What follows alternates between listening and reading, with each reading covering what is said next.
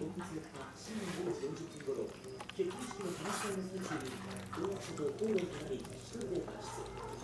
所持品は家の鍵と携帯電話のみでした。その20分後、伊藤さんから婚約者に電話が。警察を呼んでほしい。伊藤さんとの連絡はこの後途絶えています。遺体が発見された現場からおよそ500メートルほど離れたところに、実は今月4日